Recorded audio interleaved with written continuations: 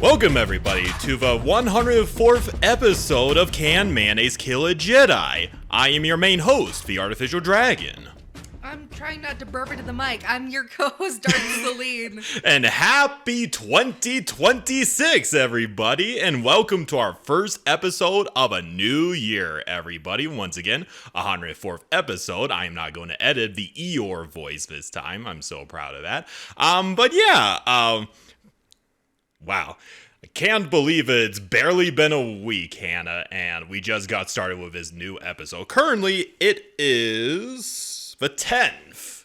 Yeah, it's been over a week right now. Fuck me, it's already 10 days into the new year. Yeah, by the time we're recording this episode, it will be the 10th of this month. And by the time you're listening to this, it will be Thursday, the usual schedule. I'll try to always keep up our schedule for a new year. No promises, though. Will be very sporadic, knowing us. But once again, thank you for tuning in to our newest episode of 2026. We have a very special episode topic we're going to be talking about. But before we do that, let's get into our obligatory self-promotions. If you guys love our content, we have a Patreon at patreon.com/canmail. Once again, that's patreon.com/canmail. You can contribute to any amount, the lowest being $2 and the highest being $10. The Discord is open to the public. Anybody can join. If you want to talk about general Star Wars lore, share memes, or just complain about life with me and my co-host, you could do that. I don't want to sound like a Nancy prick like every YouTuber is nowadays, but make sure to leave a like, leave a comment, and also press that hype button. It helps out with the algorithm so very much. And if you could do that for this, subscribe. Yeah, and make sure to subscribe so that you're up to date with all of our new episodes and content in the coming weeks. And we're looking forward to that because we have a lot of special stuff lined up for you guys. Oh, yes, we do. Yeah, I'm going to briefly touch upon the merch store. No new updates, just want to let everybody know that we do have a merch store. We don't have a current Patreon art piece, but just to bring up everybody and Hannah up to date, since I had to edit it in later. Our last Patreon art piece was of a Jedi Pantoran's Sentinel Jedi Knight. Another propaganda piece. I know, I stumbled across my words there, but we had another propaganda piece, this time with a Jedi Sentinel who is a Pantoran. And the cosplayer who was a reference for this lovely Jedi was Faye Panic. I'll make sure to put a link of them in the description below, but make sure to go ahead and support them. They were a great person. Actually got to meet Hayden Christian at a con once. That's cool. Yeah, it is pretty cool. So shout out to you, Faye Panic, if you're ever listening to these episodes, but regardless. I'll also do a shout out to all of our newest patrons in the consular tier. We have Alan Lee, Alan Martinez, Balin Thorne, Y Wolves, Bob the Nerd, Caleb, Dr. Emboss, Gobs, Josh Travis, Lee Fott, Milo, and I'll leave this guy for last, The Gray Jedi Raven, Trainboy 17, Tristan H, Ultrasound 7, and a late addition coming all the way from Adeptus Ridiculous, Strawberry Possum. Holy shit. Yeah, this is kind of a funny story with that one. What?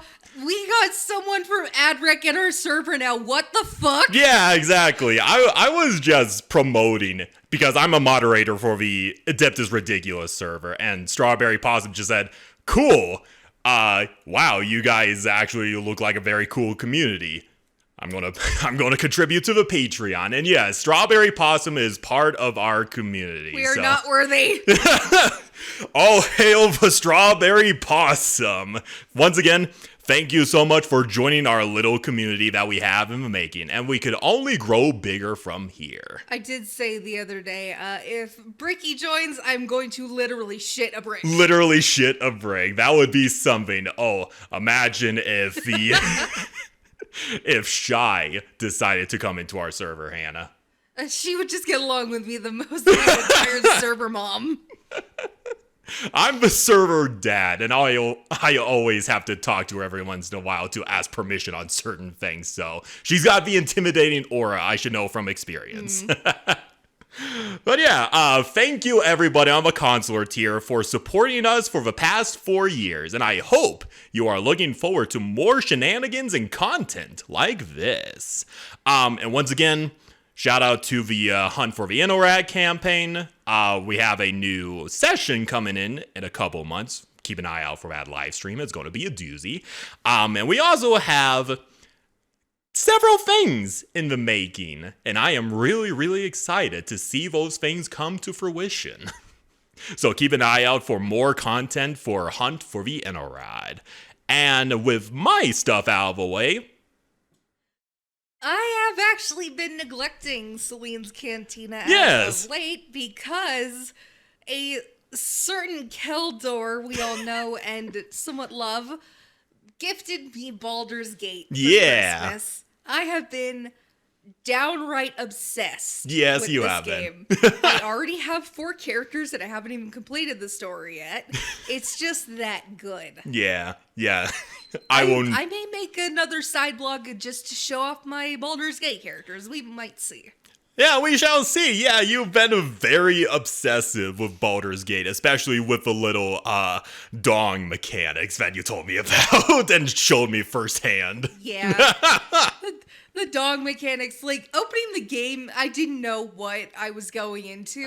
But as soon as I realized you can give your character a dong, it's like, oh my, and when I moved the character, the physics, the way it jiggled, I'm like, oh my god! It moves! I can't believe it moves! I think you legit showed it to your mom, too. I did, because she was wondering why I was laughing so hard. She was like, I need you to come see this. she was laughing so hard, she was about to piss herself. Now I need to get around to buying Baldur's Gate, so thank you, Josh Travis, for giving Hannah a new output for her, I suppose, creativity and role-playing aspects, so yeah. Thank you, Josh. It's not as limiting to, like, Star Wars The Old Republic. Yeah, that's very true. But hopefully, when you get around to it, away from your obsession with Baldur's Gate, you could answer a couple of questions that people have been throwing at you in Celine's Cantina. Well, a few of them have been there. They've just been sitting there. Yeah. Because I've been so absorbed with Baldur's Gate. I've, like I said, been neglecting Celine's Cantina, but there are things in the works. I just have not had the motivation to work on it. That is very fair, Hannah, and it's very understandable. So, don't worry, everybody. She'll get to your questions when she gets to them. But with that aside, if people would send in more, maybe I'd answer them. That's true. With that aside, Hannah, what are we talking about today? How do I phrase this? Because I just don't want to say I don't want to say it outright. We gotta start being creative with this. Yeah, that's very fair. The walking carpets. Yes, more specifically, dear viewers, we will be talking about the Wookiees from Kashyyyk, the lovable walking carpets that, well, are kind of infamous for being partners to Corellian smugglers. At least we know they give good hugs. They do give good hugs, yes. They're the most loyal friends you could ever get. Yes, we're doing another race episode because those are always fun. And as me and Hannah said earlier, we will be talking about the Wookiees. Unlike previous race episodes, which is like 30 to 45 minutes because there's barely any lore, looking at you, Togruta. Fuck ton for the Wookiees. Yes, there is. I believe I have 4 to 5 pages of notes. Holy shit. I know there's going to be a lot of things I'm going to gloss over in this episode because there's so much. I don't want to be here for 2 hours. Yeah, exactly. I could easily make this into a 2-hour episode, but I'm going to do the cliff notes for the Wookiees because unlike with the Togruta, the Cathar, so on and so forth, the Wookiees, they have a lot of media focus on them. Of fucking course they do. Yeah, because we got Chewbacca, we got,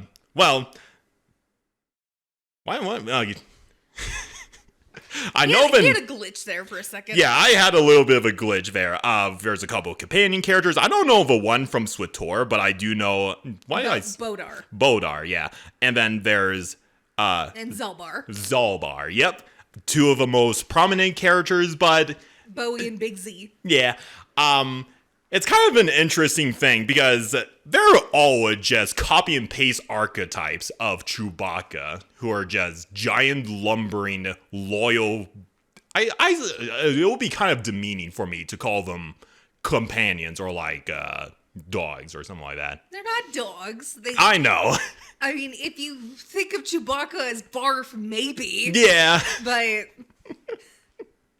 yeah, because even though the Wookiees, they don't sound intelligent, there is a lot more underneath the surface than one would they're not imagine. just dumb animals. They are not. They are actually a highly advanced civilization. On the surface, they look primitive, but they're way more advanced than we give them credit for. Shall we dive headfirst? Indeed, we shall. Unfortunately, I don't have any good quotes on Wookiees, but there's a good amount we could talk about them.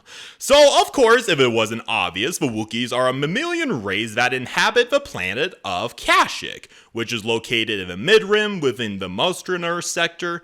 Kashyyyk, as we've seen a couple of times from like Revenge of the Sith and God forbid, the holiday special, because that's where it's made its first proper appearance. Of course. It's a tropical world characterized by immense jungles and forests, as well as expansive seas, lakes, and rivers. So it's pretty much like the Amazon rainforest if it was a planet. That's cool. Yeah. Classic characteristics I want to throw out for Kashyyyk. It has a 26-hour day and night cycle and has an orbital period of 381 days. Okay. It is also orbited by 3 moons, one of which is a farming moon. Kashyyyk is ruled by the Wookiee Council, which governs the world, and it has a current population of 45 million. That's a lot. Yeah, not in the billions range like you see with Earth, but that's still a lot of Wookiees. That's a lot of people. Yeah. And of course, Kashyyyk's imports include electronic components and natural resources because, honestly, I think we need to do an episode on Kashyyyk itself because there is a lot we could take away from Kashyyyk. But we're going to be focused on his inhabitants. The Wookiees are furry bipeds that average around 6 feet and 10 inches tall. But if you do recall from our conversations in the Hunt for the Inorat chat, Chewbacca is like legit 7 feet tall. Yes. They can be different heights. They could be different heights. Chewbacca is, I wouldn't say a common example of a Wookiee, but they could be very, very tall. They sport 4 fingers along with 1 opposable thumb, which allow them to grip things, the indications of intelligent life. The Wookiees are arboreal in nature, meaning they live a majority of their lives in the trees, just like most primates would on Earth. They utilize their strength and dexterous features to climb the skyscraper-tall Warsher trees that dominate their world. Yep. At the ends of their hands, they possess retractable claws, which they could summon with a flex of a muscle. Yes, they can. Yeah. And are natural weapons. Yes, they are. We'll get to that in a little bit. They possess forward-facing eyes that can range from the color of blue to brown, with some individuals having green, yellow, gold, or red irises. The noses of the Wookiees are very sensitive, so I imagine they have the same sensitivity range as a bloodhound. I would picture probably a bear. Yeah, probably close to a bear, I would imagine. Of course, their mouths are filled with sharp teeth, which are so powerful they could pierce the scaly hide of the Trandosians. Oh, shit. Yeah. And they are also very good swimmers due to their powerful thighs, which are aided by their shaggy, water-shedding hair. Oh, so their fur's water wicked. Yes, they are. That's very... not... I want to say cool, but it's not cool. It's interesting. It is very Especially interesting. because if you would think a wet Wookiee would fucking be like Cousin It. They would be way down by all that water. But no, they're actually very good swimmers. So That's really cool. yeah, if you run away from a Wookiee, the last place you want to go is in the water because they'll get your ass. Yep. Oh, where was I? Okay. Their hair can range from black to brown, depending on the subspecies. Because, fun fact, the word Wookiee, which in their language means people of the trees, is a catch-all term for several related species that are distinguished by their fur. Oh. So if you look at Chewbacca, for example, who has the brown fur, his subspecies are called the Roaks. Okay. There are a couple of other subspecies, like there's the silverbacks, which are the ones that are most wanted by the Trandoshan because, like silverback gorillas and all that. Yeah. Unfortunately, we don't know the other subspecies, but that's just an interesting thing to think about. That is interesting. Yeah, kind of different ethnicities, I would suspect anyway.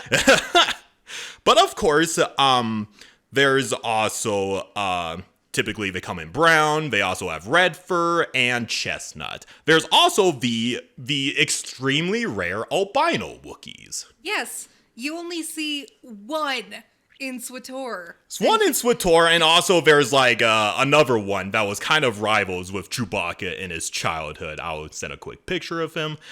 Yeah, he's kind of a little bit of a mad claw, which we'll get to in a little bit.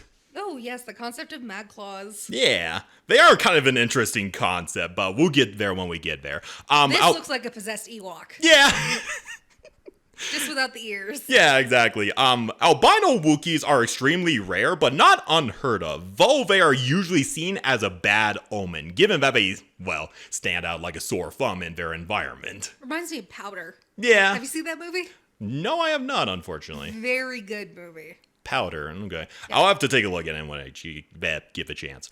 The Wookiees also have a massive lung capacity that allows them to blow their color horns, a feat that a human could not accomplish. It'll be like, it's like a little trumpet, little instrument. Yeah, I thought so, but like the way they roar, you have to have that lung capacity. Oh yeah, especially when you're high up in the trees and all of that.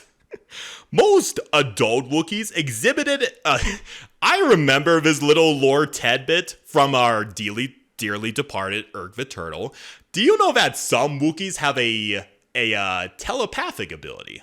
Did not know that. Yeah, it is literally called the thought wave, which allowed Wookiees to communicate mentally over great distances, across space even. Damn. Yeah, it was only exhibited once in like a short story where Chewbacca's wife kind of contacted him mentally and telling him that his son has been kidnapped or something. Well, it makes sense. Yeah. I mean, at least it's via Mala and Chewie. Yeah, exactly. It was just a one-time thing, but I know that was a little known fact that Urg the Turtle told me about. I wanted to include it. To be fair, Urg the Turtle had a lot of knowledge about, and like deep knowledge about like the short stories and everything. I mean, Yeah. He took Yenna, a night sister that is mentioned in one short story, and made her into an amazing fucking character in the D&D game we played. Oh man, I wish I gotta get around to looking at that character again because she sounds interesting. She is. Yeah. But aside from that little tidbit, pretty freaking obvious, Wookiees have two genders, male and female. No shit. The unique characteristic that female Wookiees exhibit is that they're shorter than males and have 6 breasts. I know I have to throw that out there. Well, of course, I mean, it makes sense because they're kind of mammals, but I also don't want to picture just how much these fuckers shed. Yeah, that is very true. Fun fact, dwarfism can also exist in Wookiees. So you could potentially have like a Wookiee that looks like an Ewok, which is hilarious. That's just lumpy. Yeah, pretty much. Although usually when they get older, that's when the Wookiees begin to shrink, is when they get older. Well, everyone does. Yeah, that is very true. So it's not only common to the Wookiees. Just wanted to throw that out there, though. One of the Wookiees' most famous aspects, aside from their strength, is their lifespan. They are among one of the longest living races in all of Star Wars. Nothing compared to the Hutts, of course, who could live thousands of years, but they could live for like 400 years. That's amazing. It is amazing. Considering they're mammals, very impressive. Children Wookiees are considered adults by the age of 18, and are considered to be in their prime at 200 years old. Shit. Just to keep this in mind, Chewbacca was in his 200s by the time of New Hope. No way. Yep. I wouldn't have thought of that. I thought he would have been younger. Oh, well, I mean, during the Clone Wars and all that shit, he was a little bit younger. But yes, he was 200 by the time of New Hope. Shit. Yeah, he was still in his prime, that lucky motherfucker. Anyway, subsequently, Wookiees of 301 to 350 are considered middle age. 351, 399 are considered old, and 400 beyond are considered venerable. When young Wookiees reach the age of 12, they usually perform a coming-of-age ritual that makes them young adults by finding their Rakata, or inner strength, by surviving in the Shadowlands, which I know is an area that you explore in KOTOR. Yes, it is definitely interesting. I can't wait for you to get there. Yeah, I am very interested in it too because, oh boy, it's known as the most dangerous place for Wookiees to wander on Kashyyyk. Yep. It is fucking terrifying. Kashyyyk could pretty much be considered a death world for all of you people that are into Warhammer 40k. Yeah, it just makes me want to kill myself every time I go there because of the fucking background noises. If you play KOTOR and you know, you know. Yeah. But yeah, let's talk a little bit about the Wookiee strength, because if you know anything about New Hope, you know that Wookiees are infamous for ripping people's arms off. Yeah, you don't want to piss off a Wookiee. Yeah, you do not want to piss off a Wookiee. There's actually a deleted scene in Force Awakens where where Chewbacca legit rips an arm off of somebody. Amazing. Yeah. Fucking Disney would have had Chewbacca rip an arm off somebody. Yeah. You could see why it would be a deleted scene. I'll have to send you that video sometime. But they have also been strong enough to like rip the helmet off of a stormtrooper with the head still inside. Yeah, you do not want to piss off a Wookiee. Yes. It's like, oh, you ripped a helmet off a stormtrooper. Clunk. Oh, that's still a head. Ah! There's the head. Oh shit. But let's go ahead and talk about the culture of the Wookiees, and it's probably one of the interesting aspects, and I want to say most noble thing about the Wookiees. The culture of the Wookiees is one that greatly values honor and loyalty. Their notion of family encompasses much more than just through blood, which can be seen through their famous and most sacred tradition, the life debt. Yep. Which is exhibited when the individual Wookiee's life is saved and they devote themselves to the lifetime of service to their savior and family, regardless of race. And it passes on through generations. Yeah, and these people become an honor family, good example being the Solo family, the Skywalker family with Chewbacca and his family. Exactly. Which I think is a very honorable aspect of the Wookiee culture. It's very sweet. I mean, Chewbacca became a part of the Solo family. Yeah, it is very, very sweet. There's like this entire comic series I remember mentioning once in the Droid episode, where it's basically like a C-3PO and R2. It was like after Chewbacca died. Yeah, after Chewbacca died, and they're interviewing a lot of people. There's this really heartwarming story where Jaina Solo, when she was like a child, she went down a trash chute, and Chewbacca had to save her ass.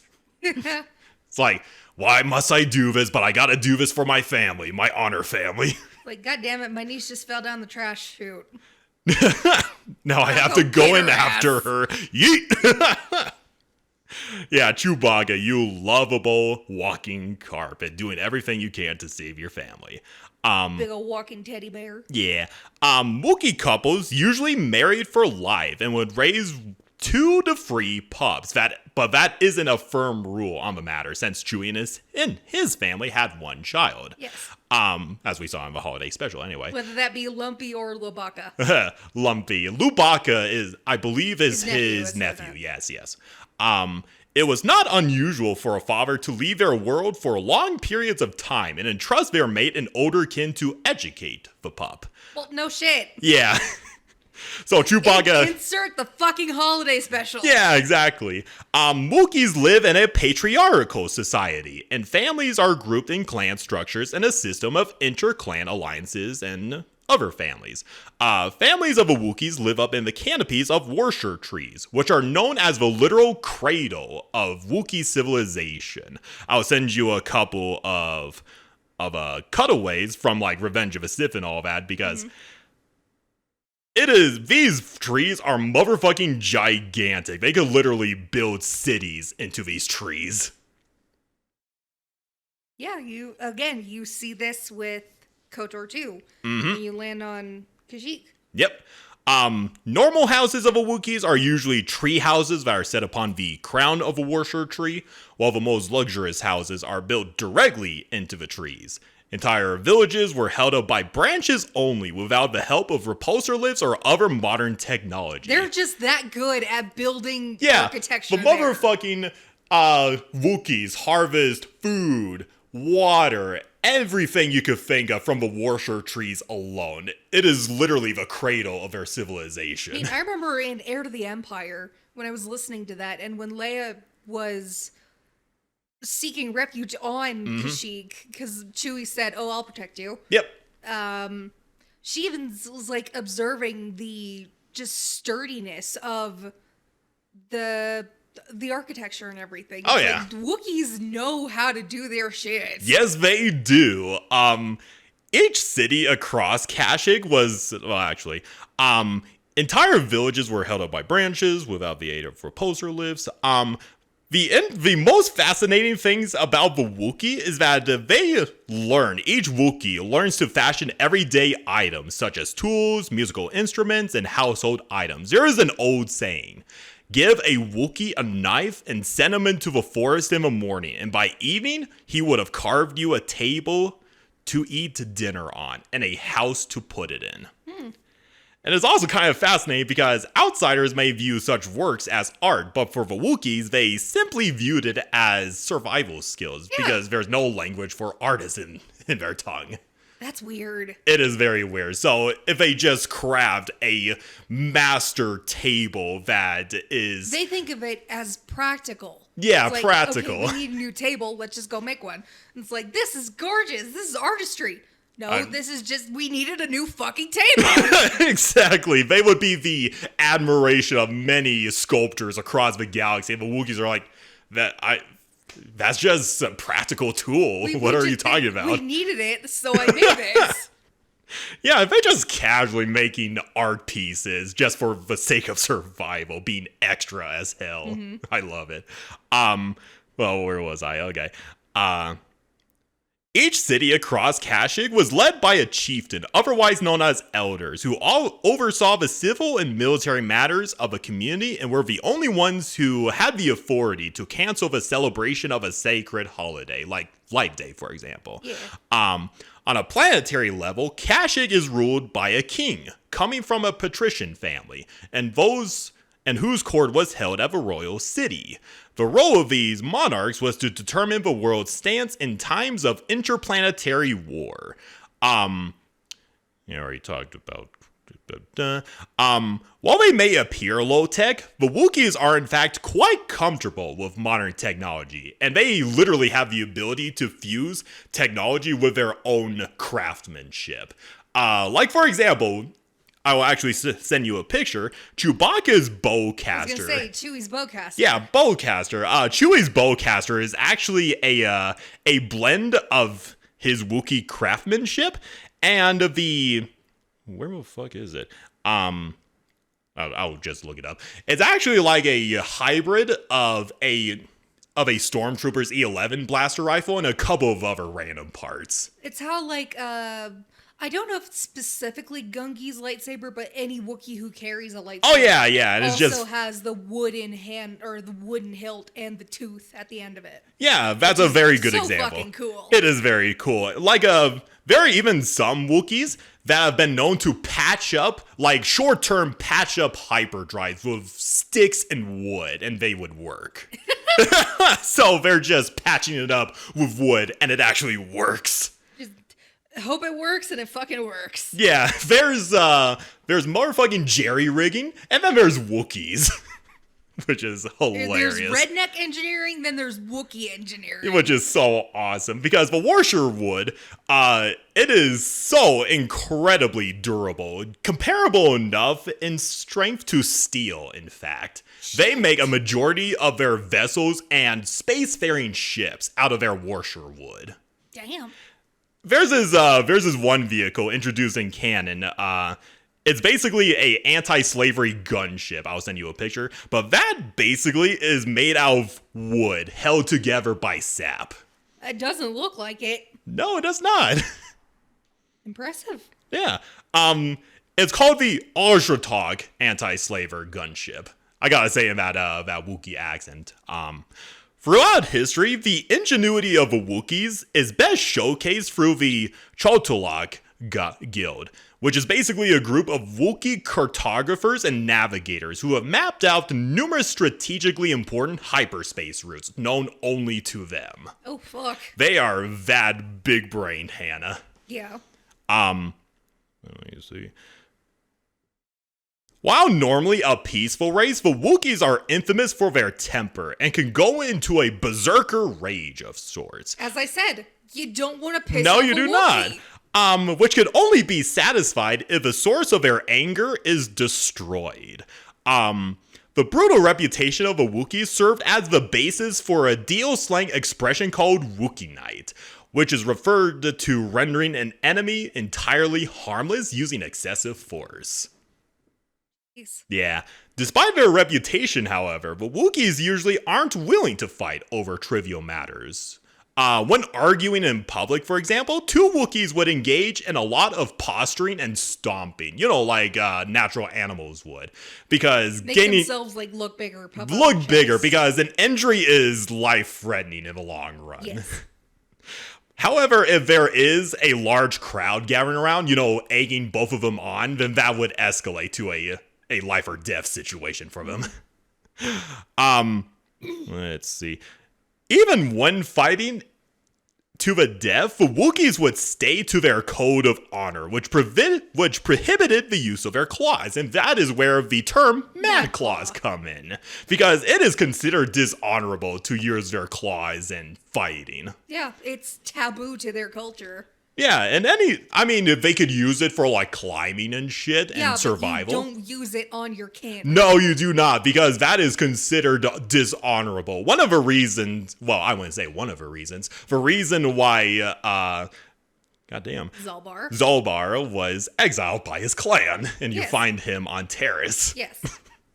Gotta get around to Kashyyyk one of these days, Hannah. I'm not sure how far away I am, but I got to. Wait, where are you right now? I'm currently on Dantooine. All right, you got to get off Dantooine first. Yep. But let me see. While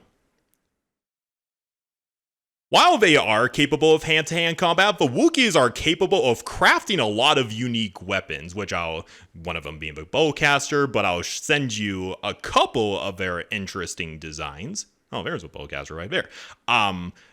Look at that motherfucking shield that one Wookiee has. It looks ornate as hell.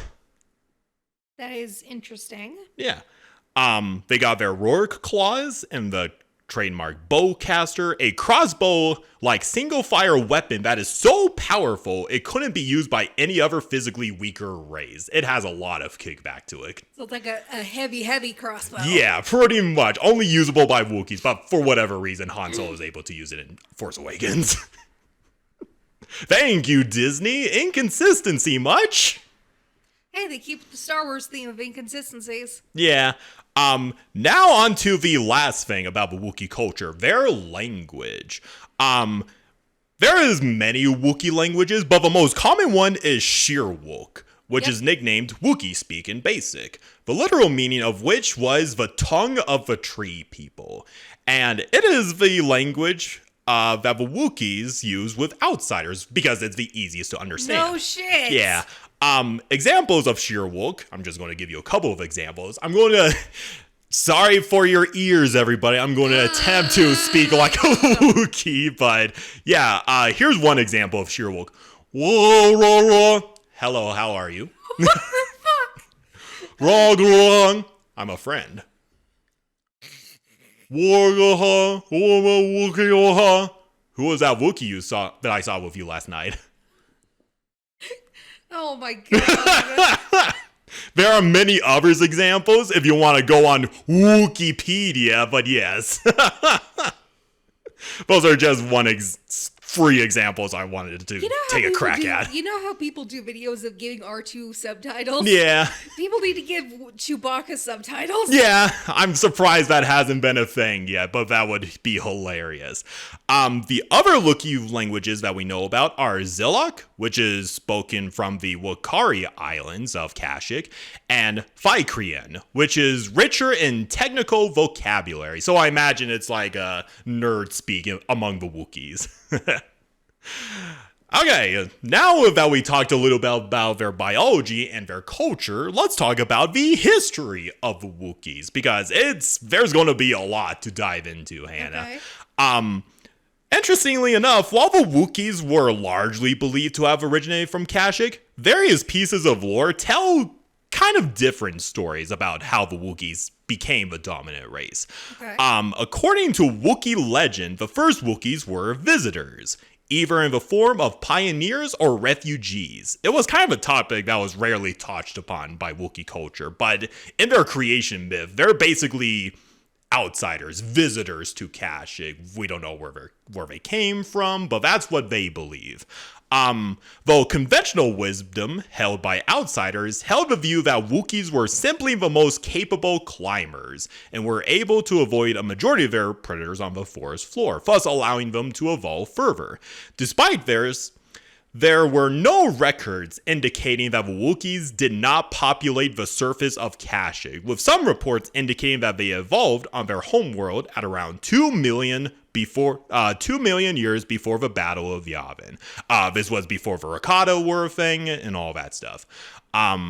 Their world fell under the influence of course, the Infinite Empire, as we saw in KOTOR with their machines. Kashyyyk was originally an agricultural world for the Rakata.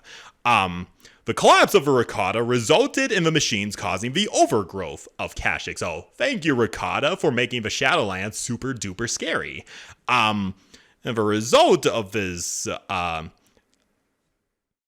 course, this is a fun fact, the Rakata used many Wookiees as slaves, like a lot of sentient races they conquered across the galaxy.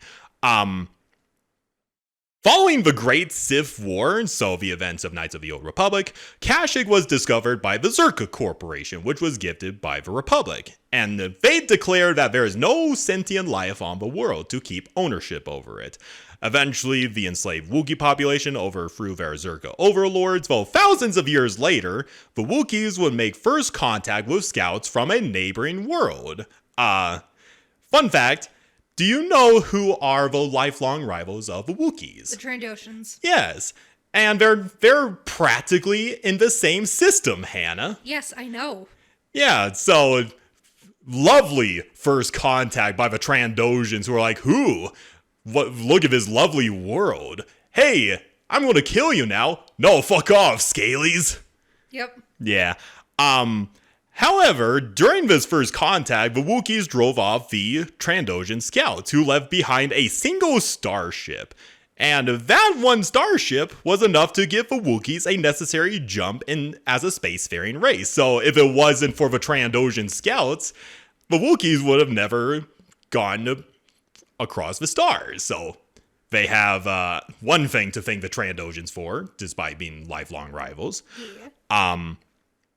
As the Wookiees were exploring the space for the first time, they encountered Corellian traders who had already established relations with the Trandoshans, but they were not willing to ally with them against the Wookiees. And then the Corellians made the trade deal, but much like the Zerka Corporation before them, the Corellians basically exploited the Wookiees because, they're a primitive spacefaring race. They wouldn't know any better. Mm-hmm. Eventually, the Alderaanian Diplomatic Corps and the Verpine got involved, and they petitioned the Galactic Republic to create a seat for the Wookiees, and then they became a member of the Galactic Republic in the Senate. After accepting membership, the Wookiees dissolved the unfair treaty and formed a new one with the Corellians, now that they have better access of how things go in the Star Wars galaxy. And with this, the time frame of how the Wookiees became a member of the galactic community is kind of all over the place. We know they're a thing in SWTOR and all that, but it says like several thousand years before the Battle of Yavin, which doesn't line up correctly, but whatever. But the Wookiees made trying to have a concrete timeline in Star Wars. No, trying to wrangle cats. That is very true, unfortunately. But of course, in their membership with the Republic, they managed to make a couple of bonds with other planets and races. They purchased hyperdrive technology from the Duros. They opened Wookiee cultural study programs on Alderaan's finest universities and traded with the Verpine for state-of-the-art manufacturing processes. So, once again, the Verpine playing an influential role in the Star Wars galaxy as we know it, especially with the Wookiees and their technology. Very quickly, the Wookiees became the center of awe and respect in many members of a galactic senate. Like, there's always that title of Wisdom of the Wookiees because they're just that wise and influential. But of course, sorry, I lost track there. And at some point, so this is another thing I'll probably have to explore when I eventually do the Trandoshan episode. They have a lifelong rivalry with the Trandoshans. Yes. And it's kind of, not to be completely unfair to the Trandoshans, they kind of became a member of a galactic community way before the Wookiees did. And then the Wookiees came into the scene and the Galactic Republic were like, oh, cool. You're now the representatives of the Kashyyyk system, and that basically means the Wookiees represent both Kashyyyk and Trandoshan, which, if you really think about it, is kind of unfair representation, if that makes any sense. Yes. And the Trandoshans got a lot of resentment over that, so that's one of the reasons why they go so hard on killing Wookiees and hunting their pelts and all that. There's like a couple of events, like during the Clone Wars, the Trandoshans basically sided with the Trade Federation and later the Confederacy because the Wookiees, they're like, fuck you, we want actual representation in the Senate, and if the Galactic Republic isn't going to give that, we're going to throw our lot with the Separatists, and that gives us a better excuse to actually hunt the Wookiees and all that. And in the beginning, the Wookiees were actually neutral in the Clone Wars. That was until Grievous changed their minds and tried to pressure them with probe droids, which resulted in the death of the King's son. But yeah, Grievous made the unwise mistake of pissing off the Wookiees in this case. But eventually, despite being close allies of the Republic, that did not save them from being enslaved by the Galactic Empire, who enslaved the fuck out of them. It didn't help that the Trandoshans basically convinced the Empire that they would make good, strong slaves. And because of that, many Wookiee slaves would be used to construct many super projects like the Death Star. There were a lot of Wookiee slaves sent to that. And this is kind of the most demeaning part in all of the Wookiees lore. During the advent of the Galactic Empire, there were basically a lot of propaganda pieces that basically dehumanized the Wookiees in the eyes of a wider galaxy. Mm-hmm. Like, they're barely better than common dogs or animals. They were actually the descendants of Bantha that crash landed on Kashyyyk so many years ago. That's fucked up. Yeah, it is very fucked up. One thing you gotta accept about how effective the Imperial propaganda was. But of course, the Rebel Alliance would help out with the Wookiees, freeing them, and when the New Republic was founded, there would be a campaign led personally by General Han Solo that helped free the Wookiees from the oppression of the Empire. Cool. And I know, just trying to go through this really quickly, they would give their representation, and then they would suffer a massive loss due to the death of their hero, Chewbacca, during the opening of the Yuuzhan Vong War. And Then we fast forward to the Legacy era, and Darth Krayt was kind of worried about the Wookiee people because he's lived through history and he knew that the Wookiees will be a problem to his empire. But he also didn't want to repeat the mistakes of Palpatine by enslaving an entire race, so he just isolated them from the rest of the galaxy, made a giant-ass blockade, cut all HoloNet communication and all of that, just isolating them on a galactic scale from everybody else. Damn. And that's basically it that we know of the Wookiees and their homeworld in Legends. I think for one point you talked for about 3 minutes straight. Yeah. I'm just sitting here just... I know it's not exactly most interesting, but I think the rivalry, we'll probably get more into depth when we do the Trandoshan episode, but the rivalry between the Trandoshans and the Wookiees are probably one of the most iconic aspects in the Star Wars universe. Yes, there is, and you get a deeper look into it in Kaizen's, at least from the Trandoshan point of view, you get a bit deeper view of it in Kaizen's companion story. Yeah. But, of course, you have yet to play Jedi Consular. I know. I have been neglecting SWTOR and KOTOR, but I promise you I will get around to doing those because, I love going into the companion backstories and all that.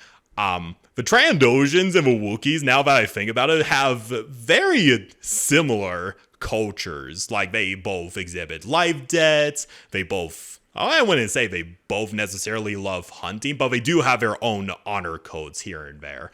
The Trandoshans are a lot more honest about it, though. Mm-hmm. Of course, I'm not going to go into a lot of Wookiee characters because there is a lot. But those most noteworthy ones I want to throw out there are Chewbacca, the poster child of the entire Wookiee race. There's Lubaka, the nephew of Chewbacca, and one of the first Jedi of Luke's new Jedi Order. I'll send a couple of pictures real quickly. You don't need to send them to me. And then there's Tarful. There's Tyvaka, who is the leader of Plo Koon. And this other Wookiee character I think is pretty cool. You mean Plo Koon's master? Yeah, Plo Koon's master and a prominent member of the Jedi High Council.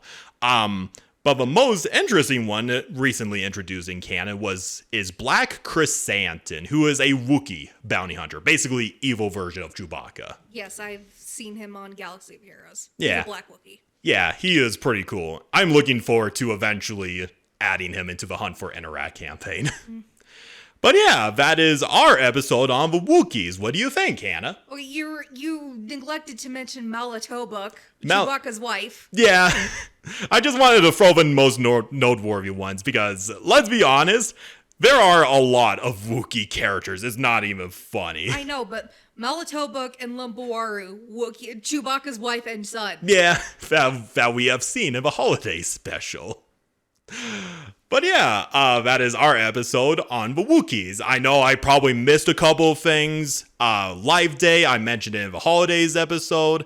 There's probably a couple of other Wookiee holidays I missed, but that's basically the TLDR on the Wookiees, their history, their culture, and their biology. You got any thoughts, Hannah? No. I already knew this shit. That is very fair. I know this is...